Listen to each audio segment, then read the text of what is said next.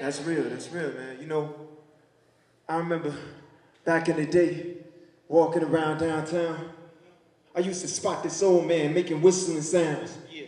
Man, stains on his sleeves from his wrist to his elbow. Slightly scuffed shoes, made an X with the Velcro. Jesus. I remember one day, he put his hand in the garbage can, moved it around a bit, started to grin again, pulled out a crumpled cup, sipped the straw, trash was still stuck to the bottom and all. Wiped his mouth with his sleeve, then continued to walk, whistling, then he sip again, walking the paw. I remember he walked up to me with that sack in his palm, saying, "Sonny, you got some money?"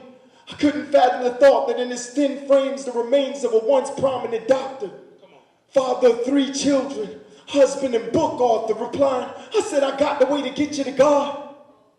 He coughed, dropping his sack, holding his hand to his heart. He said, "I pray, but every day he seems to turn a deaf ear to me. That's just not fair to me, so it's fair to me to be mad at him. I've helped so many people and so many forget. My life, just a collection of so many regrets, so if you can't help me, well then I'm hopeless forever. I guess I'm broken forever, then nothing can put me together. I'm soaking wet, exposed to shelterless weather, my bones is aching. Hard to keep this sweater together, you see I'm hard-pressed, weak, blow me to sleep with just a short breath. Questioning myself of what I speak, is there a God left?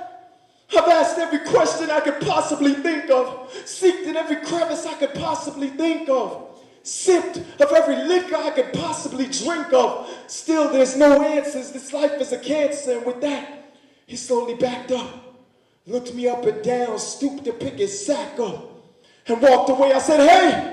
He kept walking. I said, "Hey, sir, I want to talk to you." He kept walking. I wanted to tell him Christ will come and care for your kids. And the only reason I'm here today is because of your prayers. However, this homeless story is like any story in history. Some of them make it out. Many others are unsolved mysteries, seeing plenty of we who've contracted plenty of diseases. Instead of being facetious, I feed them and give them Jesus. If you look inside a poor man's eyes, beyond the pride, you'll clearly see desperation in unprosperous lives. I remember seeing the same sort of frustrations in mine. So just seeing another's struggles brings those issues to mind, but I don't look back. I gotta make this make sense. See, truth is something spiritual. This flesh is just a fake tent. I know you think I'm crazy, but I don't see any logic in having dollars not knowing the wealth that faith brings. Life content. Thank you.